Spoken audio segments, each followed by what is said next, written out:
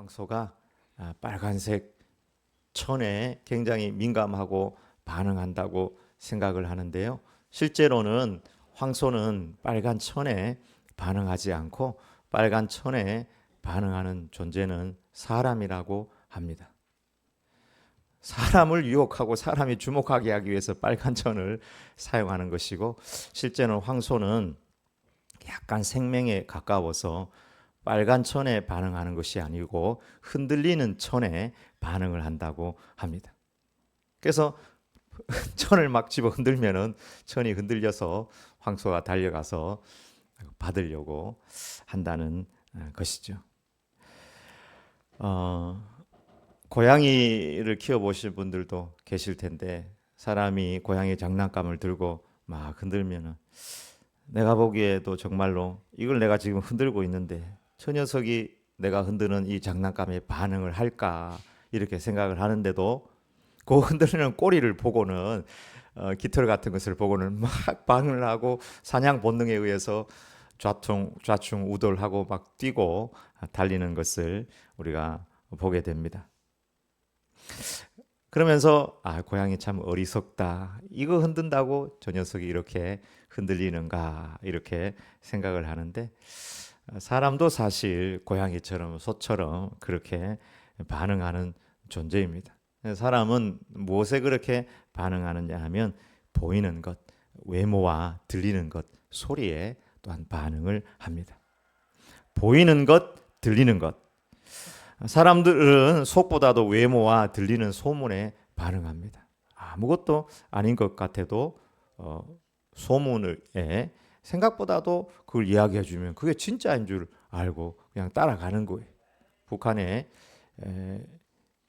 김일성이 솔방울로 수류탄을 만들어 가지고 적군을 무찌렀다 그렇게 얘기해 주면 사람들이 그거 들리는 대로요, 진짜 그런가 보다. 김일성 장군은 솔방울로 수류탄을 만들어 가지고 일본 사람들을 강점기 때 처부순 독립투사였다 이렇게 생각을 하는 거예요. 사람들이 굉장히 똑똑한 것 같아도 고양이가 뭐 이렇게 우리가 장난감 들고 쥐 흔들면은 그게 반응하는 것처럼 보이는 대로 들리는 거에 의해서 사람들이 그대로 자기들도 반응한다는 것이죠. 그래서 많은 성년들이 보이는 대로 들리는 대로 반응하지 말고 보이지 않은 부분을 볼 수 있도록 하고 들리지 않는 부분을 들을 수 있도록 그렇게 그 이면에 있는 것에 집중하라. 그래서 깊이 생각하고 깊이 말하고 쉼호흡하고 말하라 이렇게 말들 하였습니다. 이 세상엔 참 다양한 사람들이 있습니다. 맞죠, 여러분? 대한민국에도 다양한 사람이 있고 전 세계에도 보면 빨간 사람, 하얀 사람, 까만 사람, 노란 사람. 빨간 사람이 어디 있습니까? 유럽에는 빨간 사람들이 있어요. 얼굴이 빨개. 그래서 영어로는 red and yellow and black and white라고 이렇게 얘기하거든요. 사람 인종을 이야기할 때 red and yellow and black and white라고 이렇게 표현을 합니다. 우리 보고는 노란 사람이라고 그래요. 노란 사람. 우리는 우리끼리 뭐 까맣다 하얗다 이렇게 얘기하는데 다른 사람들이 보면 우리는 노란 사람이. 그리고 먹는 것도 다르고 전통도 다르고 또 생각하는 이런 부분들도 많이 다릅니다. 사람들은 외모나 또 소문에 쉽게 반응을 합니다. 키가 크고 잘생기고 목소리가 좋으면 호감이 가요. 그래서 보이스피싱에 좋은 목소리를 가지고 이렇게 싹 이야기하면 자기도 모르게 그게 빨려 들어가지고 돈을 찾아가지고 누구한테 전달하기도 합니다. 우리는 보는 눈 또 듣는 소리에 그 소리들이 우리를 속일 수가 있는 것입니다. 보이는 대로 들리는 대로 편집하고 또 과대망상에 빠져서 판단하면 선입관에 빠질 수가 있습니다. 그러나 예수님은 달랐습니다. 예수님은 눈이 보배이신 분입니다. 마음의 눈, 사랑의 눈으로 사람들을 바라보셨습니다. 예수님의 마음은 어떤 마음이실까? 첫 번째, 죄보다 사람 영혼을 보시는 분이셨습니다. 9절을 한번 읽어보겠습니다. 예수께서 그곳을 떠나 지나가시다가 마태라 하는 사람이 세관에 앉아 있는 것을 보시고 이르시되 나를 따르라 하시니 일어나 따르니라. 아멘. 가브나움에는 세관이 있었어요. 저 가브나움은 이제 갈릴리 북쪽에 있는 도시인데 성지 순례를 가면 반드시 가는 도시예요. 왜냐하면 저기에 베드로의 집터가 있고요. 여러 이렇게 우리가 가볼 만한 곳이 이제 가버나움인데 예수님의 그 제2의 고향이라고 할 수 있는 주 활동 무대가 가버나움이었습니다. 그리고 아주 그 상업의 중심 도시였어요. 저 북쪽에서부터 내려오는 길이 그 가버나움으로 연결돼 가지고 남쪽으로 지나가기 때문에 많은 사람들이 대상들이 저 가버나움에서 머물고 저곳에서 이제 상업을 했던 지역이었습니다. 그래서 세관도 있었습니다. 네, 그곳에 있는 세관의 세리 마태를 보시고 예수님께서 부르셨습니다. 예수님 당시 세리들은 죄인 취급을 받았습니다. 왜냐하면 동족의 세금을 거두어 가지고 또 자기들을 지배하는 로마 제국에 바쳐야 하는 직업이었기 때문에 유대인들은 배관시하고 죄인 취급을 하였습니다. 오늘 본문에도 보면 바리새인들이 어찌하여 너희 선생님은 죄인들과 또 세리와 어울려 밥을 먹느냐 하면서 이 세리와 죄인을 같은 맥락에서 그렇게 언급하고 사용하고 있습니다. 형사상 세리는 범죄자는 아니었지만 정서상 또 감정상 또 한편으로는 도덕상 그들은 죄인 취급을 받았습니다. 그와 반면에 세리들은 유대인의 손가락질을 받기는 하였지만 경제적으로는 안정을 누렸다고 볼 수 있습니다. 왜냐하면 돈을 만지는 직업이기 때문입니다. 오늘 본문에도 보면은 예수님 따르겠다고 하고 난 다음에 세리 마태가 자기 집에서 큰 잔치를 벌리게 되죠. 잔치를 이렇게 벌릴 수 있을 정도의 재력을 가지고 있었다고 볼 수 있습니다. 가버나움 상업의 요충지이기 때문에 그 당시로 보면은 뭐 어찌 됐든지 간에 핫한 직업 중에 하나였다고 볼 수 있을 것입니다. 그리고 적어도 세리직을 수행하려면 히브리어와 또 헬라어, 그 다음에 로마의 공통어인 라틴어, 로마 사람들은 라틴어로 글을 썼거든요. 라틴어. 그리고 그 당시 유대 지방에서 사용했던 예수님께서도 사용했다고 하는 아람어를 어느 정도 구사할 수 있고 기록할 수 있을 정도의 실력이 있을 확률이 높습니다. 그래야 세금 받는 이 일을 할 수가 있었습니다. 종합하면은 마태는 학식과 돈은 있는 사람이었지만 사람들에게 인정을 받지 못했던 조금은 왕따 당했던 사람으로 여겨집니다. 근데 예수님께서 세리 마태를 볼 때 세상 사람들이 바라보는 그 통념이나 죄인 혹은 민족의 고열을 빠는 흡혈귀라고 이렇게 보는 사람들의 관점에서 그를 바라보지 않고 전혀 선입견이 없는 그냥 맑고 깨끗한 눈으로 한 사람으로 한 영혼으로 그를 바라보시며 그들을 초대했다는 사실입니다. 예수님의 초청은 너무 간단 명료하였습니다. 긴 문장을 가지고 그를 설득하고 나를 따르라 어떤 약속을 주신 것이 아니고 그냥 나를 따르라. 이 너무나 선입견 없고 너무나 분명하고 너무나 맑은 이 부름에 마태의 마음은 열렸고 그가 즉각 반응하여 예수님을 따르게 되었습니다. 여러분의 어떤 위치에 놓여서 어떤 사람을 부르고 함께 일할 사람을 선택할 때가 있다면은 흠결이 있는 사람을 뽑겠습니까? 아니면 그냥 보통 무난한 사람을 뽑겠습니까? 흠결이 있는 것보다 보통 무난한 사람을 뽑게 될 것입니다. 그 사람 불러가지고 또 회계를 맡기는 거, 회계는 또 나중에 보면 가룟 유다한테 맡겼거든요. 그렇지도 않는데 그 사람의 뭐 학식이나 뭐 돈 이것 보고 부르지는 않았을 텐데 사람들이 보기에 죄인이라고 할 수 있는 세리를 그렇게 불렀다는 사실입니다. 그런데 이 세리를 마태를 부름을 보면서 우리는 주님의 부름에는 죄와 흠이나 상처나 더러움이나 그 안에 어떤 분노가 있어도 그 영혼을 바라보며 부른다는 사실입니다. 여러분 마태 안에 어떤 분노가 있지 않았을까요? 자기가 뭐 대단히 잘못한 것도 아니고 직업상 뭐 그렇게 하는 건데 사람들이 자기를 죄인 취급한단 말이에요. 그래서 어떤 민족에 대한 분노, 그리고 불특정 다수에 대한 어떤 미움, 감정 이런 것이 그의 안에 있을 수도 있습니다. 이런 사람 데리고 와서 같이 사역하다가 뒤틀리면 어떻게 하겠어요? 근데 어떤 흠이나 상처나 죄나 흉이나 분노나 그의 감정적인 어떤 성격 이런 거 전혀 보지 않고 주님은 그저 그의 영혼을 바라보시면서 나를 따르라 초대하였습니다. 이것이 바로 주님의 은혜입니다.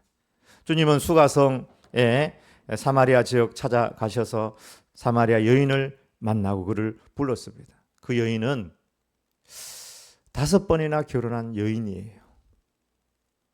지금도 5번 결혼했다 그러면은 사람들이 뭐라고 할 텐데 도대체 어떤 사연이 있길래 남편이 5명이나 있냐? 창녀냐? 몸을 파는 여자냐? 그래서 지금 있는 남편과도 그렇게 별로 좋지 않고 사람들이 자기를 별로 좋지 않기 때문에 왕따처럼 대낮에 다른 사람들은 그 햇빛을 피하는 그 시간에 나와서 물들어 나와 있는 그 여인. 사람들은 혹시 그를 더러운 여자라고 생각했을지도 모릅니다. 그럼에도 주님은 죄보다 상처보다 사람들의 통념보다 크신 은혜로 사마리아 그 지역 수가성의 마을의 첫 전도자로 그녀를 선택하시고 부르셨다는 사실입니다. 여러분 사도 바울은 어떤 사람입니까? 자기 생각에 자기 관점에서는 바르고 도덕적인 사람일 수가 있지만 하나님 보시기에 그는 바르고 도덕적인 사람이 아니라 살인자고 핍박자고 눈이 가려진 자이고 정말 위험한 사람이었습니다. 그가 다메섹 도상으로 갈 때에도 교회를 핍박하고 사람들을 잡아 가둘 수 있는 쉽게 이야기하면 수색영장, 체포영장을 들고 다메섹으로 가고 있을 때에 예수님께서 사울아 사울아 네가 왜 나를 핍박하느냐 하며 그를 부르셨다는 사실입니다. 만약 주님께서 우리의 외모나 학력이나 우리의 마음의 어떤 깨끗함, 어떤 능력을 보시고 우리를 불렀다면 우리는 도대체 이 많은 인류 가운데서 도대체 몇 번에 서서 예수님의 부름을 받고 주님을 따라가고 천국 백성이 되었을까요? 여러분 우리 주님의 부르심에는 아무런 차별이 없다는 사실입니다. 주님은 창녀도 불렀습니다. 이방인도 불렀고 세리도 불렀고 환자도 불렀고 귀신 들린 사람도 불렀고 나병 환자도 불렀고 어부도 목수도 차별 없이 다 부르시고 거의 동일한 말씀을 하셨습니다. 나를 따르라. 여러분 우리의 출발점이 어디이든지 주님은 아무런 상관을 하지 않으십니다. 가난하고 병들고 나이 많고 고학력이고 저학력이고 내가 IQ가 좋고 안 좋고 키가 크고 작고 아무런 상관이 없습니다. 목표가 단 하나입니다. 이것이 우리 신앙의 포커스고 포인트입니다. 주님은 나를 따르라 이렇게 말씀하셨습니다. 제자가 제자를 바라보면서 가룟 유다 저것도 예수 믿는 사람이라고 주님 따르는 제자라고 가룟 유다 바라보는 것이 아니라 주님 바라보고 나를 따라오느라. 주님은 그렇게 우리를 부르셨습니다. 우리는 우리를 부르는 차별 없는 음성에 우리는 응답하여서 오직 주님만을 따라가기를 축원합니다. 다시 한번 오직 주님만을 따라가기를 축복합니다. 자꾸 다른 거 따라가면 안 돼요. 자꾸 세상이 보이고 자꾸 다른 사람이 보이고 어디 내가 생각했던 그 사람 중에 행복하게 산다는데 그 사람이 생각이 나고 아니에요. 우리는 주님 따라가는 제자입니다. 나를 따라오너라.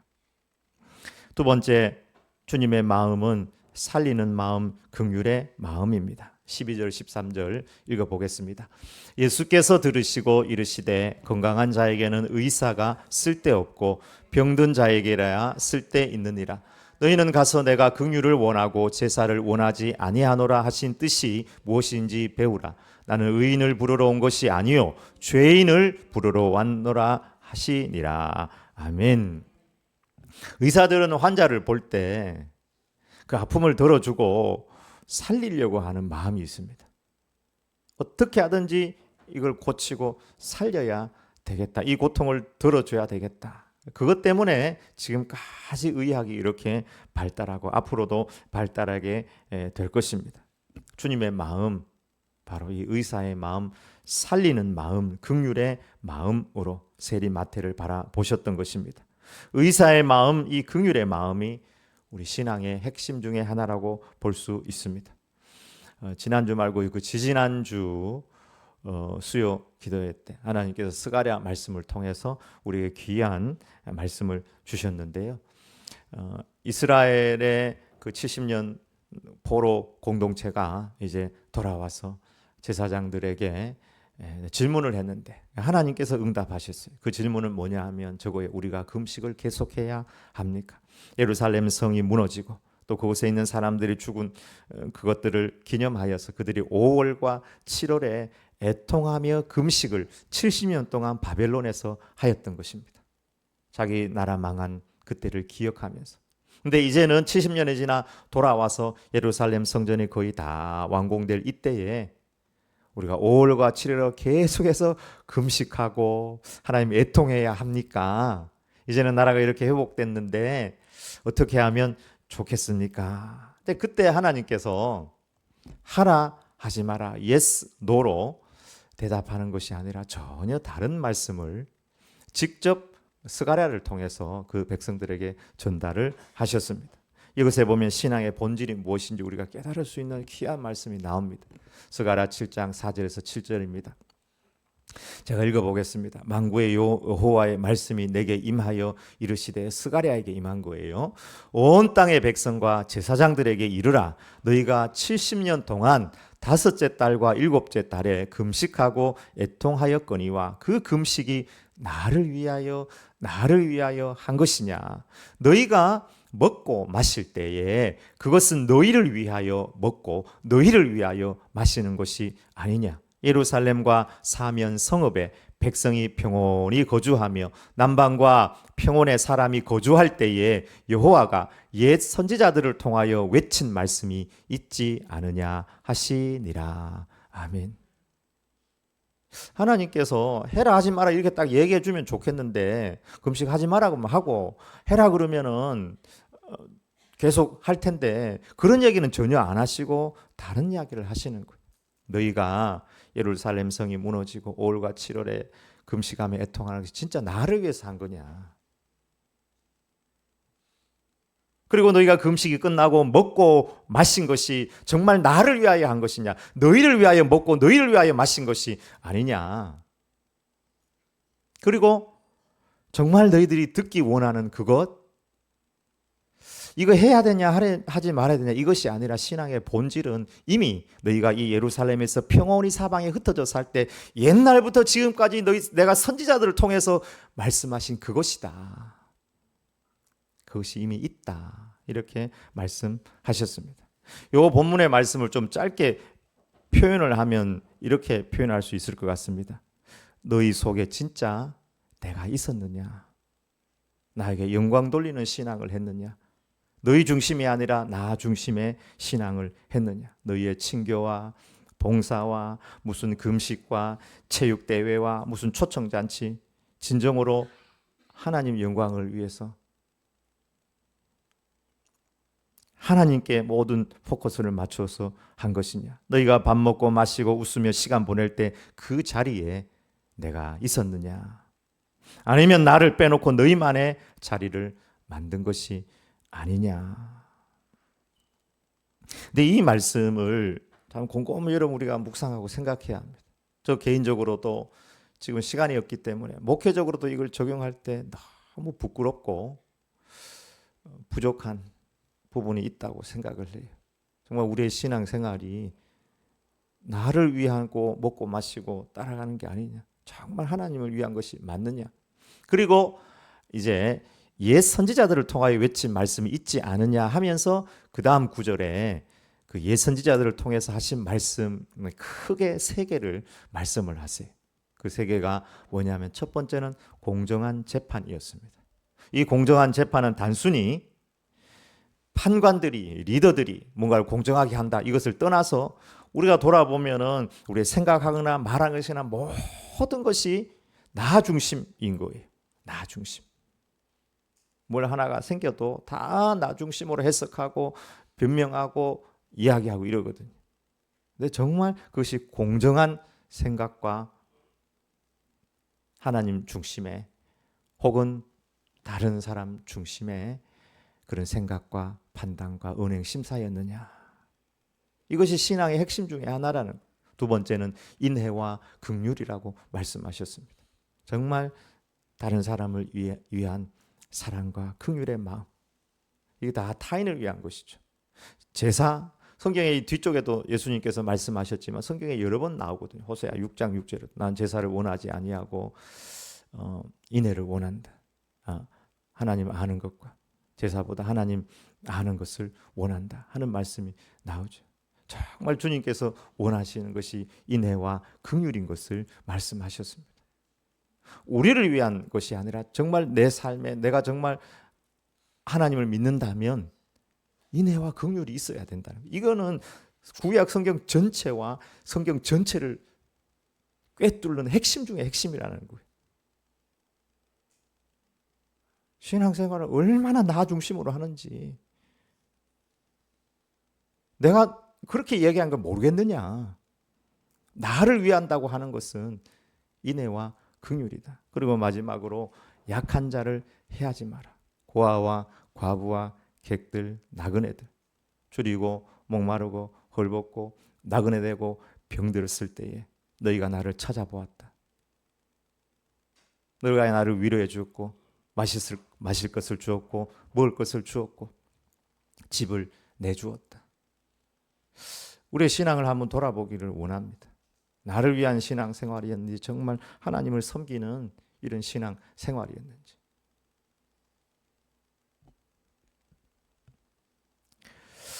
하나님께서 우리에게 진정 원하시는 것이 많이 모이고 예배 많이 드리는 것일까? 물론 예배도 중요합니다. 그건 기본이라고 생각해요. 근데 말라기를 보면 오히려 너희가 헛되이 불사르지 못하게 너희 중에 성전 문을 닫을 자가 있었으면 좋겠다. 이렇게 말할 정도로 우리가 하나님 중심의 신앙생활, 하나님께서 정말 원하는 것이 무엇인지를 놓치고 살아가고 있지는 않는지. 근데 그 마음이 바로 예수님의 마음이에요. 살리는 마음, 긍휼의 마음입니다. 우리는 바른 신앙의 길을 잃고 있는지도 모릅니다. 바른 신앙의 길은 예수님을 따르는 것이고 예수님의 마음입니다. 예수님께서 원하시는 것은 인애와 긍휼이라고 말씀하셨습니다. 예수님은 13절에 제사를 원하지 아니하고 긍휼을 원한다고 하셨는지 우리로 배우라고 하셨습니다. 긍휼이라는 말이 참 어렵습니다. 긍휼.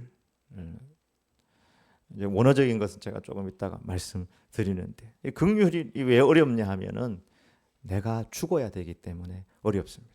한문으로도 긍휼은 껴안고 피를 흘리며 그를 도와준다 그런 의미가 있습니다. 휼자가 보면은 그 피혈자가 들어가 있습니다. 껴안고 피를 흘리는 모양의 상형 문자를 가지고 있습니다. 하나님의 종이라도 긍휼은 힘이 듭니다. 요나는 니느웨를 미워했습니다. 가서 40일 지나면 이 땅이 멸망당한다고 이야기해라. 근데 요나는 미웠거든. 도망갔습니다. 하나님께서 요나를 깨닫게 하시고 어찌 내가 이 큰 성읍 니느웨를 아끼지 아니하겠느냐.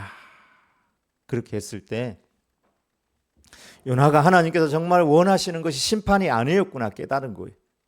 나에게 원하는 건 내가 40일 다니면서 외치는 외침도 아니고 단순한 순종도 아니고 하나님께서 원하는 진짜는 긍휼이었다는 것을 요나가 깨달은 것입니다. 여러분 배고픈 사람에게 따뜻한 한 끼가 얼마나 소중할까요? 그러나 그것도 나를 위한 것이 될 수 있고 의무가 될 수 있습니다. 헌금도 마찬가지고 봉사도 마찬가지고 의무가 되어서는 안 될 것입니다. 인애와 긍휼을 잊어버리면 안 된다고 하셨습니다. 주는 자가 받는 자보다 복이 있다. 그 말은 주님께서 하신 너무나 위대한 말씀이지만 그 줌에 인애와 긍휼이 담겨야 될 줄 믿습니다. 세례 요한은 예수님을 향하여 나보다 능력 많으신 이가 오신다. 나는 그의 신발끈을 풀기도 감당하지 못하겠노라. 이렇게 말씀하셨는데요. 세례 요한이 말씀하신 예수님의 능력은 무엇일까요? 사람들을 많이 모으는 큰 집회를 하는 능력일까요? 죽은 자를 살리는 능력, 폭풍을 잠잠케 하는 능력, 그 능력일까요? 그 능력도 아니라 말씀할 수는 없지만 진짜 주님의 능력은 작은 자를 찾아가고 작은 자를 섬기는 능력, 용서하는 능력, 그 능력의 절정은 겸손하게 십자가를 지신 능력이라고 할 수 있습니다. 오늘 본문은 제자들에게 아주 짧게 나를 따라오너라, 베드로에게도 나를 따라오너라 이렇게 얘기했는데요. 이 나를 따라오너라는 말씀의 확장판을 예수님께서 나중에 말씀하셨습니다. 그 확장판은 누구든지 나를 따라오려거든 자기를 부인하고 자기 십자가를 지고 나를 따를 것이니라. 주님을 따른다는 것에 대해서 처음부터 내 따라오면 십자가 진다 이렇게 이야기하면 곤란하잖아요. 나를 따라오너라 하고 주님은 십자가의 길을 가셨고 또 나중에 어느 정도 시간이 되었을 때 그들에게 그 말의 진짜 확장판의 말씀을 하셨던 것입니다. 진짜 주님께서 원하셨던 마음은 십자가를 지시는 사랑의 마음, 인애와 긍휼의 마음이셨습니다. 가늠한 여인을 향하여 나도 너를 정죄하지 아니하노니 가서 다시는 죄를 범치 말라 말씀하시고 그녀를 포함하여 모든 사람들을 위하여 주님은 십자가를 지셨습니다. 주님의 마음, 십자가의 마음입니다. 예수님 닮은 마음이 무엇이냐 이렇게 묻는다면 그것은 바로 긍휼의 마음입니다. 우리가 가정에서, 직장에서, 아파트에서 사람들을 만날 때 수많은 사람들을 볼 때 다른 사람들이 우리로 듣게 해야 될 말이 있다면 저 사람 참 긍휼의 사람입니다. 긍휼을 다르게 표현하면은 저는 따뜻함이라고 표현하고 싶습니다. 율법은 차갑습니다. 그러나 긍휼은 따뜻합니다. 왜 긍휼이 따뜻함이냐면 긍휼의 원어가 히브리어로 보면 라하밈이라는 단어를 사용하는데 이것의 어원은 자궁입니다. 엄마의 자궁이 아기 궁전이 아기를 감싸듯이 그렇게 따뜻하게 감쌀 때 생명이 깃들고 잉태되어 아름다운 생명으로 성장하고 출산하게 되는 것입니다. 그러니까 긍휼이라는 말은 이렇게 표현하면 됩니다. 엄마의 마음, 아빠의 마음으로 사람들을 대하고 바라보는 것입니다. 내 자식이라면, 내 부모님이라면 거기서 따뜻함이 흘러나오는 것입니다. 긍휼의 마음으로 안아주는 것.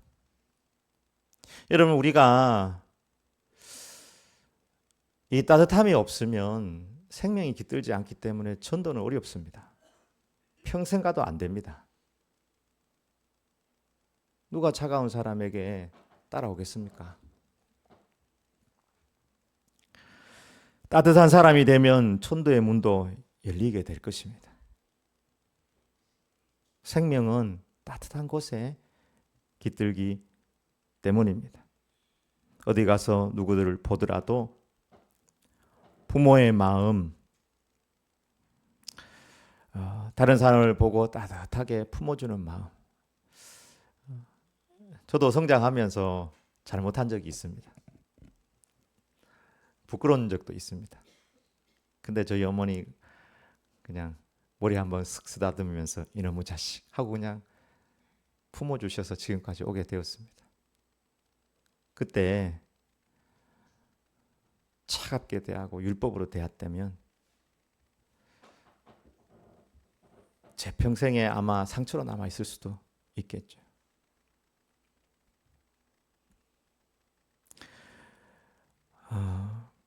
따뜻한 사람이 된다면 따뜻함은 끌림이고 생명이기 때문에 분명히 그 따뜻함, 긍휼을 통해서 하나님께서 일하실 겁니다. 주님의 마음, 주님의 닮은 마음이 무엇인가? 긍휼입니다. 따뜻함입니다.